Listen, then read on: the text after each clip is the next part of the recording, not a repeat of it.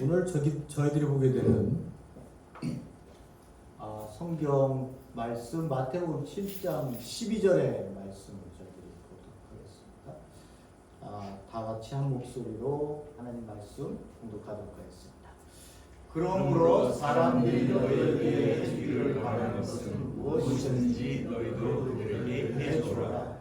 이것이 율법과 선지자들의 가르침이기 때문이다. 설교의 제목을 우리가 반응으로 사는가, 아니면 우리의 힘으로 사는가, 아니면 사랑으로 사는가라고 하는 그런 말씀으로 오늘 본문의 말씀을 보도록 하겠습니다.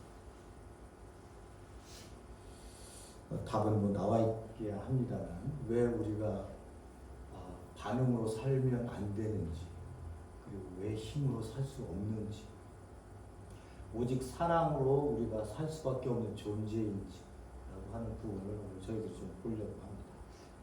당연한 이야기입니다만은 당연하지만 너무 어렵고 힘든 그러한 그 단어가 아닌가, 말씀이 아닌가 이렇게 생각이 되어집니다. 자, 오늘 본문의 말씀을 저희들이 보면서 말씀이 어떻게 흘러가는지를 저희들이 찾아가시면서 진정한 하나님의 뜻이 무엇인지를 볼 수 있기를 바랍니다. 12절에 그러므로 이렇게 나오고 있습니다. 이 그러므로라고 하는 것은 어디에 이야기가 있었는데 그것에 대한 그러므로라고 하는 결론적으로 나오는 말씀인데요. 사람들이 너희에게 해주기를 바라는 것은 무엇이든지 너희들도 그들에게 그대로 해주어라. 이것이 율법과 선지자들의 가르침이기 때문이다. 이렇게 얘기를 하고 있습니다.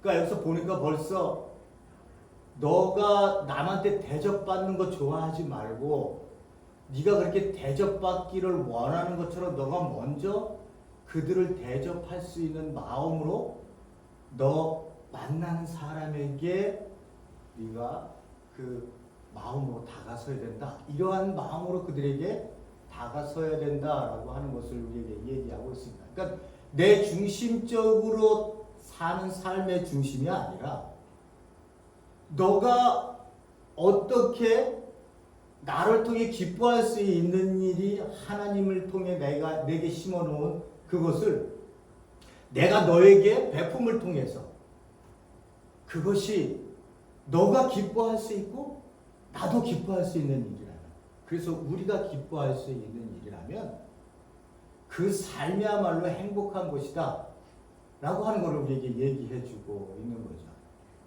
그렇게 우리가 살지 않고 지금까지 내 중심적인 삶으로 살아왔잖아요, 우리가요. 그죠?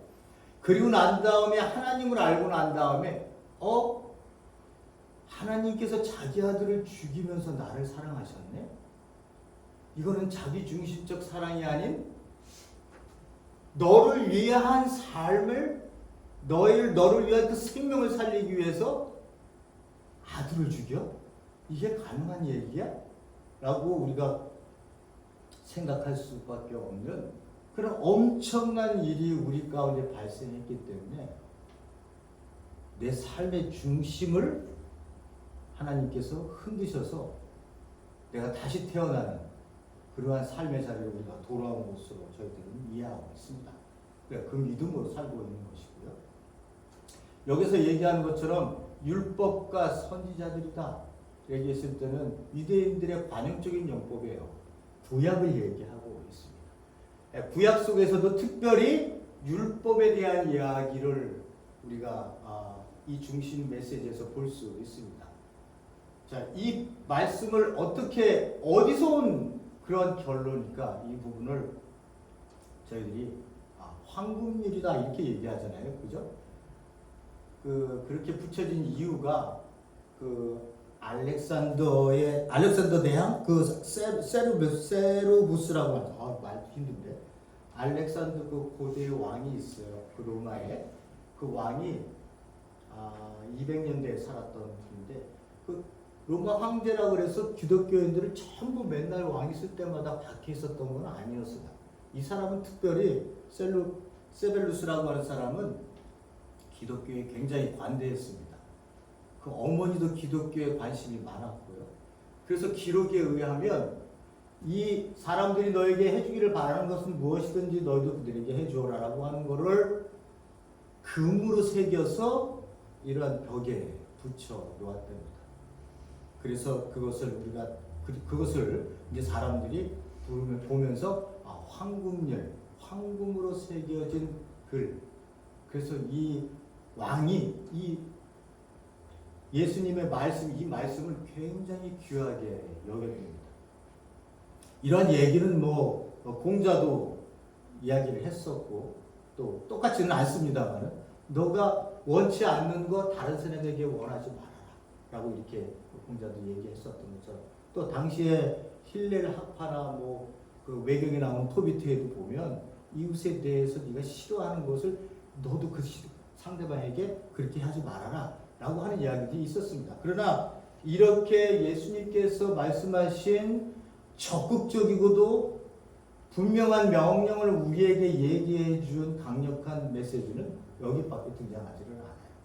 그러니까 네 중심적 삶이 아닌 타인 중심적 삶에 너는 삶을 살아야 된다 라고 하는 것을 이야기하시면서 그것이 구약에서 얘기하고 있는 총결론이다 이렇게 얘기를 하고 있습니다. 자, 이거에 대한 결론이 어떻게 나왔는지 제가 말씀을 좀 드려보려고 하는데요.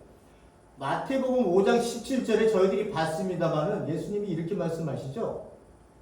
여기서도 율법이나 선지자를 폐하라.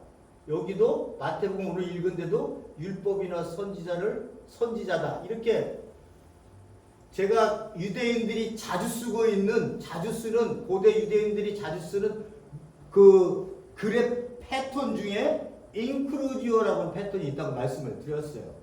율법과 선지자 이렇게 양쪽으로 빵으로 쌓아놓고 요 안에 있는 것을 강조하려고 하는 그러한 말씀으로 어떤 글을 쓰는 경향이 유대인들에게 많았어요.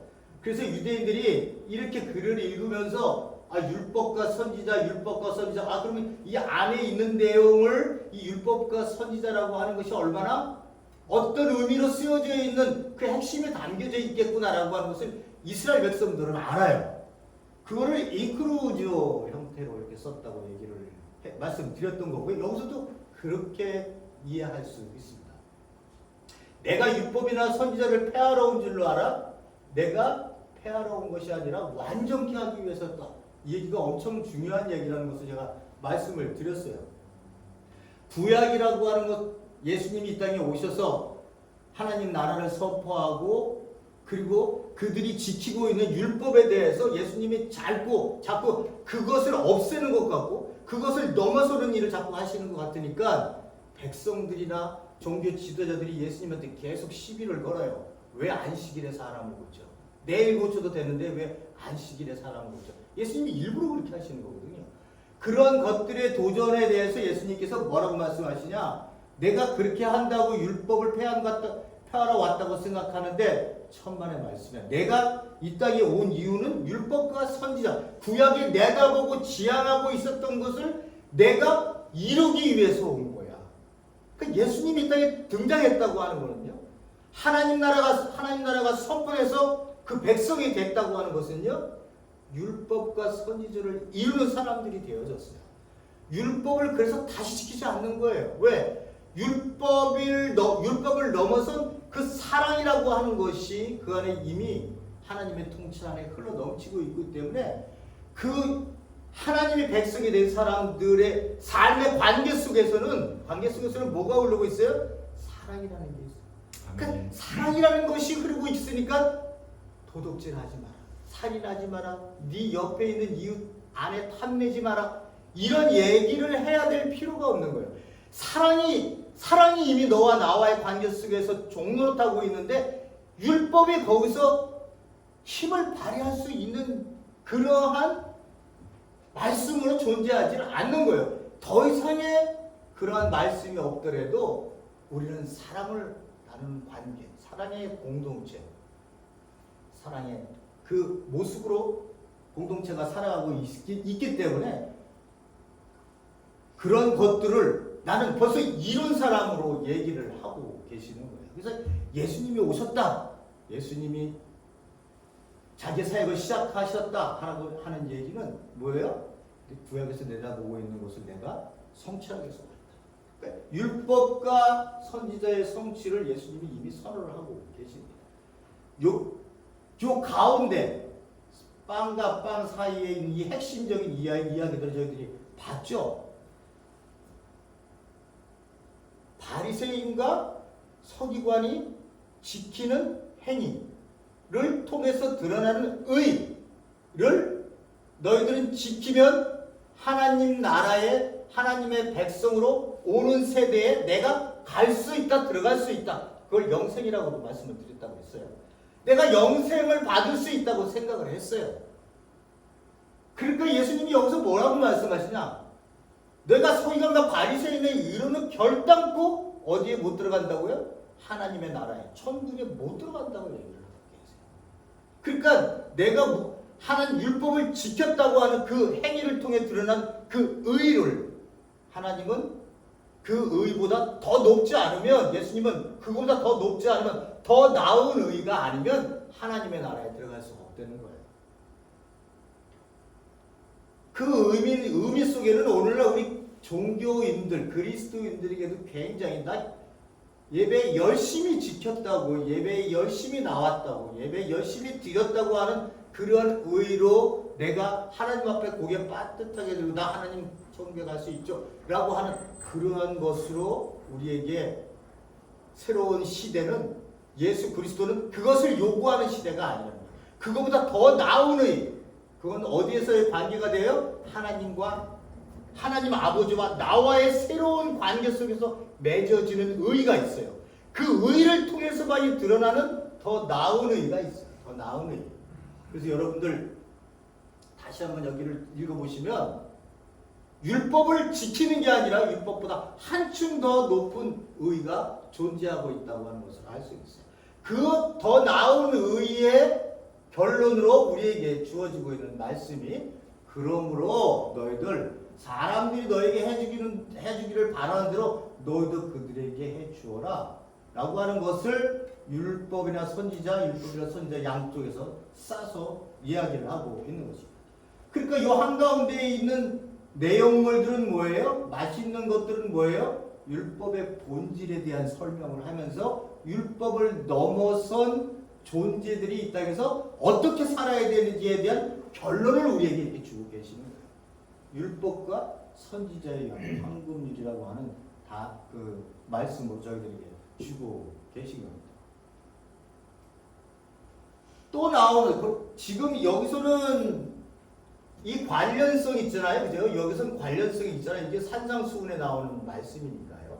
그러니까 여기에 대한 결론이 여기서 나타나는구나. 마태복음 7장 10절 그러므로 라고 하는 황금률에서 나타나는구나 라고 생각을 하고 계셔야 되는데, 또 한 가지를 봐야 될 때가 있어요. 또 한 가지 나온, 여기 어디요? 이 두 계명, 온 율법과 선지자의 본뜻이 여기에 달려있다 라고 하는, 이 율법과 선지자라고 하는 그 단어가 나오는 말씀이 마태복음 22장에 또 나옵니다. 이 부분까지 합쳐서 저희들이 보면 확실하게 알 수 있는 게 있어요. 자, 보세요. 선생님, 율법 가운데 어느 계명이 큽니까? 이건 율법사가 사두개인이 예수님을 한번 넘어 걸려트려서 그 올무에 잡으려고 했다가 실패를 하니까 이제 율법사가 등장을 해서 예수님에게 덤비는 거예요. 예수님한테 덤비는 거예요. 요새 말로 얘기하면 내가 너한테 한번 도전장 내밀어 덤빈다라고 하는 거예요. 선생님, 율법 가운데 어느 계명이 중요합니까? 예수님께서 그에게 말씀하셨어요. 율법사는 율법을 전문으로 공부하고 연구하는 박사들이에요.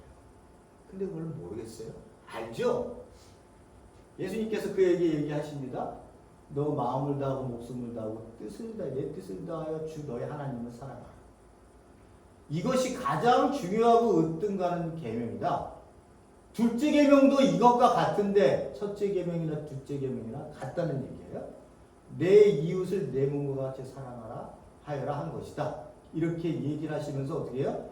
이 두 계명은 온 율법과 선지자, 구약에서 내다보고 있는, 특별히 율법 속에서 나타나고 있는 그 하나님의 그 하나님을 어떻게 섬겨야 되는지에 대한 본질을 이야기하고 있는 이 두 계명을 예수님께서 얘기하고 계세요. 뭐라고요? 사랑해라. 하나님을 사랑해라. 내 이웃을 내 몸과 같이 사랑해라. 사랑해라. 그 사랑이라 이렇게 이 계명을 분명히 유대인들도 율법 학자들은 이거 분명히 알고 있거든요. 근데 왜 그들은 하나님을 사랑하지 않았을까? 예수님한테 왜 그들은 그렇게 독사의 새끼들이라고 독사의 자식들이라는 욕을 먹을 만큼 왜 그렇게 증오의 대상이 되었을까? 다른 모든 사람들은 다 받아줬는데 예수님께서요, 어떠한 사람이 오더라도 다 품으셨어요. 근데 이 사람들, 율법사, 서기관, 사두개인, 바리새, 종교 지도자들은 단칼에 치셨어요. 왜 그랬어요? 그렇게 열심히 말씀을 연구했고, 그렇게 열심히 백성들을 가르쳤고, 백성들을 신앙의 길로 이끈다고 자기들이 생각했는데 왜 그들이 버림을 받아요? 예? 종교주의에 빠졌기 때문에. 종교주의. 종교라고 종교 행위는 하지만 그 중심에 너희들이 그 마음의 중심에 하나님께서 품은 그 사랑을 잃어버린, 의와 인과 신을 버려버린 그 껍데기로 신앙생활 종교행위를 하고 있었기 때문에 그들은 버림받을 수밖에 없었어요. 버림받을 수밖에 없었던 이유 중에 또 하나가 뭐예요? 나는 의인이라고 생각을 하는 거예요. 이 사람들은. 그렇기 때문에 나는 구원을 받았기 때문에 받았고 받을 것이기 때문에 걱정을 안 해요. 구원에 대해서 고민을 안 해요. 그러니까 그런 사람이 제일 구원으로부터 멀리 가 있는 거예요. 키에르케고르가요, 이런 얘기를 합니다. 교회 안에 이방인이 있다는 거예요. 교회 안에. 교회 안에 이방인은 구원을 받지 못해요. 그 이방인은 누구냐? 내가 이미 구원을 받았기 때문에 더 이상의 하나님의 은혜, 하나님의 어떤 뜻을 구하기보다 교회에 와서 종교생활하는 사람들, 그런 사람들은 어떻게 해요? 내가 구원을 받았다고 생각하고 있기 때문에, 그리고 내가 하는 행위가 지금 구원을 이룬 사람이기 때문에 교회에 와서 이런 일을 하고 있다고 생각하는 사람들. 그러니까 구원을 지금 내가 가졌기 때문에, 제가 계속 이야기합니다만 비행기 티켓, 천국행 비행기 티켓을 주머니에 있기 때문에 이 사람은 자기가 구원을 받았다고 생각하는 거예요. 예수님은 또 사도 바울은 두렵고 떨림으로 구원을 이루어 나가야 된다고 얘기했어요. 근데 내가 받았다고 생각하니까 키에르케고르가, 덴마크의 그 키에르케고르가 보고선 웃지 않을 수밖에 없었던 거예요. 교회에 수많은 사람들이 모이지만 다 구원을 받았다고 생각하고 있기 때문에 그 사람들을 보고 이방인이라고 해요. 그런 사람들은 구원을 안 받아요. 왜? 구원이 필요 없거든요. 왜요? 티켓이, 비행기 티켓을 내가 이미 천국행 티켓을 가지고 있다고 생각하는 거예요. 구원은 하나님이 부르시는 그날부터 하나님의 나라 통치 안에 들어오면 그 구원을 이루기 위해서 사는 사람을 보고 구원을 받았다고 얘기를 하는 거예요. 내가 이미 천국행 티켓을 가지고 있으니까 언제든지 오세요. 저는 티켓 보여줄게요. 이게 구원받았다고 얘기를 하지 않아요. 근데 우리는 참 착각해갖고 믿고 구원받아 천국 간다는 생각을 딱 요 공식으로 들어가 있기 때문에 굉장히 신앙의 혼란이 들어서는 거예요. 거기에 무슨 성화가 있겠어요? 거기에 무슨 거룩함이 있겠어요? 거기에 무슨 사랑이 깊은 내 신앙의 삶이 나를 통해 드러나겠어요? 간다고 생각하는 사람. 예수님은 이 땅에, 예수님은 하나님의 나라가, 천국이 이 땅에 왔기 때문에 이 땅에서 살으라고 얘기를 하는데, 사세요. 하나님의 통치를 받으며 사세요. 그 뜻이 무엇인지 알고 사세요. 그 뜻 중심에, 하나님의 그 나라의 중심에 사랑이라고 하는 엄청난 강이 여러분 가운데 흐르고 있습니다. 여기에 당신의 삶을 넣어놓고 담고 그 사랑의 물결로 흘러가세요. 만나는 사람에게 사랑을 얘기하세요. 만나는 사람에게 사랑을 행동으로 보여. 그로 하여금 하나님의 사랑이 얼마나 귀한지를 보여주고 사세요. 이렇게 사는 사람들 보고 그리스도인들이라 그러고, 지금 그렇게 살아서 내가 오는 예수 그리스도께 재림하는 그날 이 하나님의 나라가 완성이 될 때까지 그렇게 구원을 이루어 나가라고 줬더만, 그렇게 말씀을 하셨더만, 우리가 너무 쉽게 하나님의 말씀을 이야기를 교리로 딱 붙여서 몇 마디로 끝나버렸기 때문에 문제가 되는 거예요. 보세요. 여기서도 구약이 뭐예요? 사랑으로 이야기를 하고 있는 거예요. 그러니까 보세요. 마태복음 5장 17절에서 율법이나 선지자 구약을 내가 폐하라고 완성하러 왔다. 그리고서 황금일에 너가 내 이웃에 대한 사랑, 그러니까 성취의 핵심은 네 이웃을 사랑하는 것으로 네가 그것을 성취하는 것이다. 완성하며 살아가고 있는 것이다. 네가 그렇게 살고 있다면 너는 이미 율법을 완성한 사람이야. 성취한 사람이야. 율법을 넘어서 살고 있는 사람이야. 라고 얘기를 하는 거야. 그러니까 또다시 우리가 율법을 지킬 필요가 없는 거예요. 그리고 마지막 봤었던 게 뭐예요? 위로는 하나님을 사랑해. 네 옆으로는 이웃을 사랑해. 이것은 다른 계명이 아닌 하나의 계명. 그것이 율법과 선지자의 본질이다. 이렇게 얘기합니다. 그러니까 구약에서는 어떻게 해요? 내가 법을 지키면 그것이 내가 의가 돼서 내 자신을 하나님 앞에 드러낼 수 있는 최고의 것으로 섬겼다면, 그것이 아니라 그 말씀 안에 새겨져 있는, 물들어 있는 하나님의 마음을 네가 잊지 않고 그것을 네 마음에 받지 않으면 형식주의로밖에 흐를 수가 없는 거야. 하나님을 사랑해라, 내 이웃을 사랑해라. 이 말은 많이 듣죠. 세상 사람들 다 들어요. 근데 그게 뭔지를 몰라요. 그러니까 하나님으로부터 사랑을 받았다고 하는 게 나에게 실감이 안 나고 그냥 믿으면 되는 건 줄 알고 생각하는 그러한 교회에, 그 믿음은 무조건 믿으면 돼 라고 하는 그 믿음이 뭔지를 분명하게 얘기를 해주지 않고 계속적으로 윤리적이고 도덕적인 얘기로만 말씀을 전하고 있기 때문에 성도들이 헷갈려하는 거야.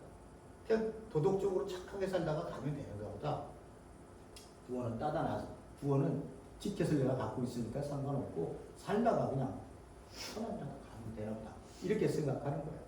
그러니까 이 하나님의 사랑이 어떻게 나타나는 것인지에 대한 것을 사랑해라 얘기했을 때, 자기 자식을 죽여서 나를 살리신 그 엄청난 사랑이 내게 어떤 의미로 와 닿는지를 내가 내 인생을 통해서 내 심장으로 고백되어 눈물로 회개로 모든 게 쏟아져 나올 때의 그 의미를 알 수 있는 거 아니에요. 그죠? 그러니까 삶이 확 바뀌는 거 아니에요. 이렇게 살고 가다가 이게 뒤로 돌아가는 거 아니에요. 이게 아니었네. 하나님의 사랑은 이게 아니었네. 나를 부르신 사랑은 그게 아니었네. 이 길이 아니었네라고 하니까 뒤로 돌아가는 거 아니에요. 그죠? 아멘. 그 사랑을 우리가 그냥 하나님 사랑하고 이웃 사랑하면 돼. 어떻게? 내 마음에 그러한 사랑이 내 안에 있는데, 사랑이 없는데 어떻게 살아갈 수 있어요? 하나님의 사랑이 내 안에 절절해야 돼요. 그래야 그 사랑이 나로 흘러 너에게 갈 수 있어요. 너라는 인물이 이제 보이기 시작하는 거예요. 너가 누구인지를. 내가 하나님의 사랑을 받아보니까, 내가 하나님의 사랑이 어떤지를 내가 알아본다. 우리가 아직 죄인이 되었을 때 그리스도께서 그 죽으심으로 하나님의 사랑을 확 찍으셨다. 이 예수 그리스도의 죽음의 의미가 어떤 의미인지를 분명하게 내 심령 속에서 고백되어져야 내 이웃에 대한 사랑이 다른 통에 흘러나갈 수밖에 없죠. 이것이 그렇게 사는 사람들은 율법 선지자가 얘기했었던 그 모든 것들을 다 이루며 살아가는 사람이다. 이렇게 얘기를 하고 있습니다. 바울은 또 뭐라고 우리에게 얘기를 할까요? 교회의 공동체에서. 로마서 13장 8절에서 10절. 로마서 얘기하면 여러분들 벌써 교리적으로 딱 생각해서 이 교리적으로 착착착착 사도 바울이 이렇게 적어놨다고 생각을 합니다만 저는 그렇게 보는 것보다는 하나님 나라의 백성이 어떻게 하나님 나라의 백성이 되는지, 하나님 나라의 백성이 어떻게 되어졌는지, 그리고 너희들이 어떻게 하나님 나라의 백성으로 살아야 되는지를 이야기한다고 생각을 하고 있습니다. 그래서 그런 쪽으로 보면 어려울 게 하나도 없어요. 교리적으로 너무 그것을 파헤쳐서 우리가 무언가를 잡으려고 하는 그런 것들보다는 이미 선포하신 그 하나님의 통치, 하나님의 나라가 이 땅에 예수 그리스도를 통해서 선포되었기 때문에 그 관점에서 로마서도 보면 그렇게 어려운, 분명히 어려운 교리적인 부분이 있긴 있는데 저희들이 다뤄야 될 부분도 있겠습니다만 크게 보면 어떻게 하나님 나라 안의 백성으로 내가 불림을 받아 그 나라 백성이 되었을까? 그 나라 백성이 되었다면 내가 어떻게 살아야 할까? 라고 하는 부분을 사도 바울이 적어놓은 거죠. 보세요. 13장에 가서 서로 사랑하는 목회에는 아무 빚도 지지 마세요. 남을 사랑하는 사람은 율법을 다 이룬 것입니다. 간음하지 마라, 살인하지 마라, 도둑질하지 마라, 탐내지 마라 이 계명과 그 밖에 또 다른 계명이 있다 할지라도 모든 계명은 내 이웃을 내 몸같이 사랑하라는 이 말씀으로 요약되어 있습니다. 말씀드렸다시피 내 이웃을 내 몸같이 사랑하는데 어떻게 간음한다는 생각이 내 머릿속에 들릴 수 있어요? 내 가슴속에 나올 수 있겠어요? 살인, 도둑질, 탐내는 거 이게 어떻게 나올 수 있겠어요? 이 사랑을 잊어버리면 나올 수 있는 세상적인 것들이 아니에요. 세상적인 것. 10절에 사랑은 이웃에게 해를 끼치지 않습니다. 그러므로 사랑은 율법의 완성입니다. 갈라디아서 5장 형제자매 여러분, 하나님께서 여러분을 부르셔서 자유를 누리게 하셨습니다. 저도 하나님으로부터 이 자유를 누리는 자유하다. 그 율법으로부터 너희들 자유해, 죄로부터 자유해. 이제 하나님의 백성으로, 하나님의 아들로, 하나님을 아버지라고 부르면서 이 땅에 모든 사람들과 함께 주어져 있는 모든 피조 세계와 함께 좀 자유롭게 누려봐 라고 하는 그런 것들로 내 자신이 가득하게 있을 때 어느 날 갑자기 이 자유가 싫어지더라.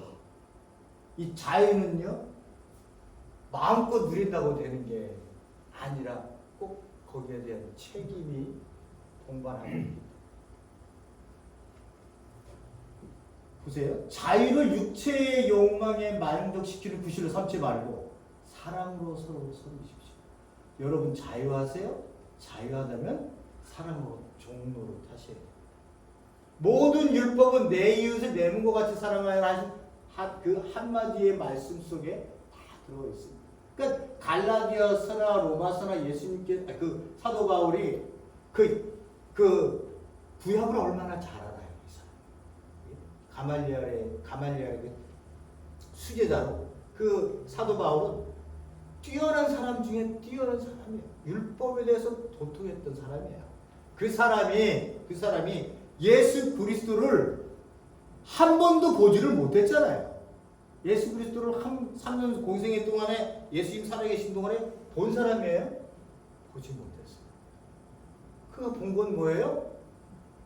사도 바울이 그렇게 핍박했던 교회. 그 교회를 봤는데 그거 내가 핍박했던 그 교회가 예수였다는 거예요. 그래서 그가 만난 예수는 누구예요? 부활하신 예수. 다음의 속상에서 부활하신 예수를 만나. 자기가 그렇게 핍박하고 유대의 율법에 반하는 이러한 이단 종교들에 대해서 그가 철저하게 탄압하고 죽이고 그 모든 사람들을, 예수를 믿는 사람들을 괴롭혔던 그 사람이 누구를 만나요? 부활하신 예수를 만나요. 그때 그의 인생은요 완전히 뒤집어지는 거예요. 자기가 만난 부활한 예수는 자기의 인생에 있어서 내가 이것밖에 얘기할 수밖에 없다고 할 정도로 십자가의 죽음과 부활을 그 서신서들에 대해서 굉장히 강조하고 있어요. 거기에 받은 충격이, 거기에 내가 만난 그 예수가 사도 바울에게 있어서는 제자들이 함께 누리면서 봤었던 그 예수와 같을 만큼의 나도 사도라고 얘기할 수 있을 만큼의 엄청난 충격이었어요. 여러분들도 안 그러시겠어요? 내가 열심히 누군가를 핍박했는데 예수님이 다 부활하신 모습으로 하늘에서 음성을 들리면서 너 왜 나 핍박하니? 왜 나를 핍박하니? 나를 섬기는 내 백성들을 너는 왜 핍박하니? 그게 바로 나를 핍박하는 거야. 이러면서 여러분 부활하신 모습으로 등장하면 여러분들도 뒤집어질 수밖에 없는 거죠. 사도 바울이 뒤집어질 수밖에 없었던 거죠. 그가 내놓는 한 마지막 우리 그리스도인들에게 하는 말은 사랑하라는 거였어요. 사랑해라. 네 이웃을 내 몸과 같이 사랑해. 율법이 그것을 이야기하고 있다. 사도 요한은요 서로 사랑하라. 그렇죠? 사랑은 하나님께 속한 것입니다. 사랑하는 자마다 하나님으로부터 온 자고 하나님의 백성이다. 너희들은 서로 사랑해라. 예수님도 서로 사랑해라 이렇게 말씀하시면서 마지막 가시잖아요. 자, 여러분들에게 한번 물어보죠. 우리가 어떻게 사는지 이 세상에.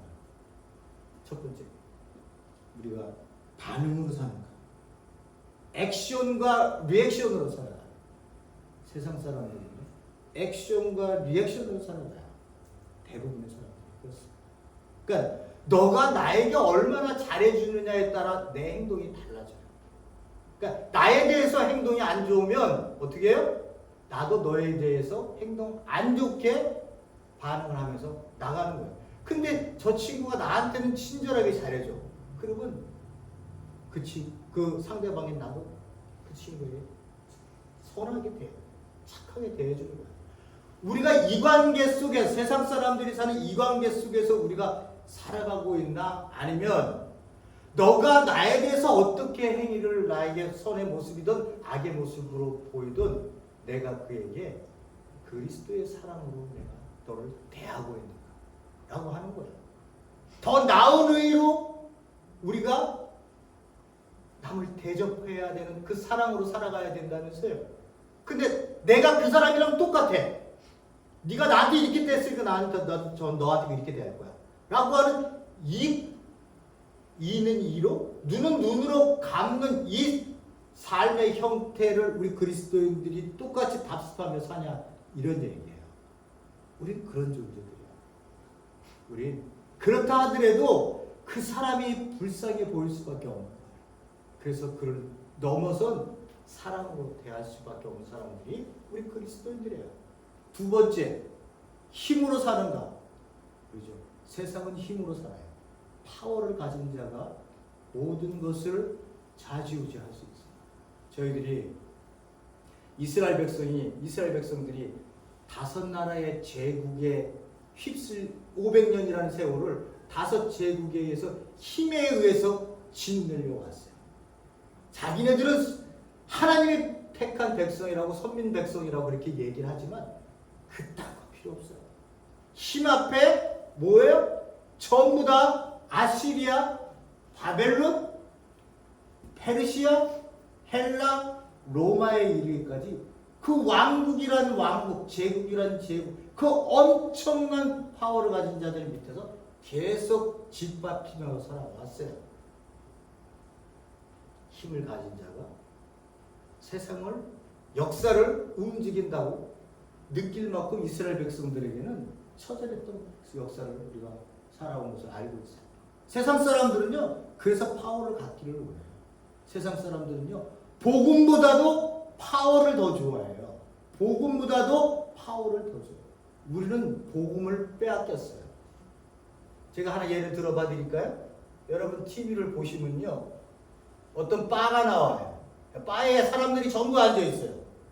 그 사람들의 앞에 다 술, 맥주 병들이 다 한 사람씩 와요. 근데 이게 보면 전부 어색해해요. 전부 어색해요. 서로 간에 대화도 나누잖아요. 조용해요. 그런데 어떤 사람이 그 맥주병을 딱 들고 그 사람들 앞에 그 맥주 이름을 딱 선포를 하면서 그 사람들 앞에 치어라고 합니까? 그거를 건배, 우리말로 하면 건배 이야기를 하자마자 거기 있던 사람들이 전부 다 맥주병을 들고 전부 다 환호를 해요. 요게 복음입니다. 이 맥주가 세상 사람들에게 복음이에요. 그거로 거기 있던 바에 있던 사람들이 하나가 돼요. 우린 신약과 구약 이 엄청난 책을 갖고 있는데도 그 책을 읽으면서도 우리는 그 맥주바에서 환호를 치는 사람들의 그 복음의 심령보다도 느끼지를 못해요. 교회가 어떻게 된 건지 저는 잘 모르겠어요. 뭐 어디서부터 잘 모르겠어요.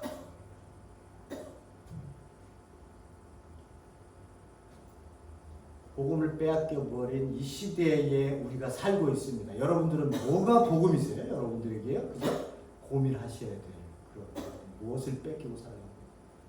힘으로 산다? 세상적으로 눈에 보여주는 가장 강력한 파. 거기에 예수님은 하나님의 나라를 선포하시면서 뭐로 살으라고 얘기하세요? 사랑이다. 사랑으로 살아라.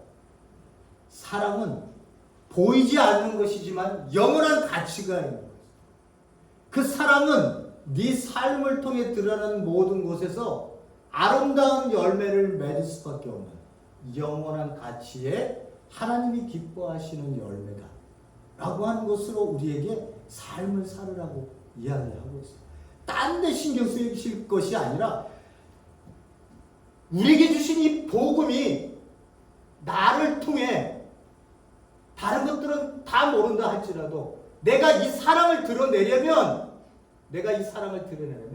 내가 하나님의 마음이 가지고 계신 그 사랑을 내가 1000분의 1, 100분의 1, 10분의 1이라도 알고 싶습니다. 그 마음을 따라가고 싶습니다. 그 마음을 나도 담고 싶습니다라고 하는 이 내 마음의 절절함이 있어야 되는 거예요.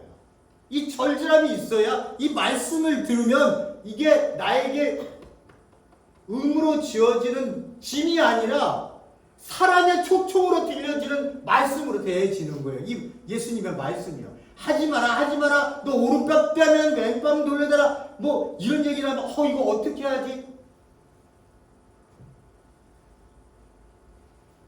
이 하나님의 마음을 내가 할 수 없어요. 할 수 없다는 거 다 알아요. 근데 내가 할 수 있는 유일한 게 있어요. 내가 죽어지고 십자가 지면 할 수 있어요. 근데 그렇게 질 수 있는 마음이 내게 어떻게 나와요? 내 중심에 하나님 그러신 예수 그리스도의 형상을 닮고 싶어하는 그 마음이 내 안에 있어야 되는 거예요. 내 마음 안에. 그 내 마음에 있어야 예수 그리스도가 나 십자가 간다. 나 이 십자가 지기 쉽지 않아요. 하나님 이거 옆으로 잔 좀 치워주세요. 라고 얘기했어요. 마지막 예수님이 말씀하셨죠. 아버지 뜻대로 되기를 원합니다라고 하는 이 마음이 내 안에서도 있어야 돼요. 이 마음이. 내 마음에 그런 것은 없으세요? 무릎 꿇고 기도하세요. 하나님, 저도 그런 마음을 갖고 살고 싶습니다. 이 조그만 마음이지만 그런 마음을 저도 닮아서 살고 싶기를 원해요. 라고 하는 내 마음의 중심이 열려서 아버지께 나가야 내 삶에 변화가 생기죠. 아멘. 이 변화라고 하는 건 사랑으로 드러날 수밖에 없고 내 뜻대로 나옵시고 아버지 뜻대로 되게 해주세요 라고 하는 마음으로 갈 수밖에 없는 마음이에요. 이 마음이 예수님이 품으셨던 마음. 그 마음을 나도 품을 수 좀 있게 해주세요라고 우리 그리스도인들이 그렇게 살아야 돼요. 그래야 우리가 살 수 있고 사는 거예요. 그게 하나님의 백성으로 사는 길이에요. 그걸 보고 구원을 얻었다고 얘기하는 거예요. 뭐 믿고 어떻게 뭐 하니까 믿었다고 하는 게 아니라 그 예수 그리스도의 그 마음, 나는 작지만 이 좁쌀 같은 마음이지만 그 좁쌀 같은 마음이라도 조금이라도 좀 열게 하셔서 예수 그리스도의 그 마음을 좀 알게 해주시고 그 마음에 내 마음도 좀 담을 수 있게 해주세요. 라고 하는 이런 마음들로 사시는 자들이 그리스도인. 그래야 우리가 하나님 나라의 백성으로 가치 있는 삶에 우리 삶에 드려질 수밖에 없습니다.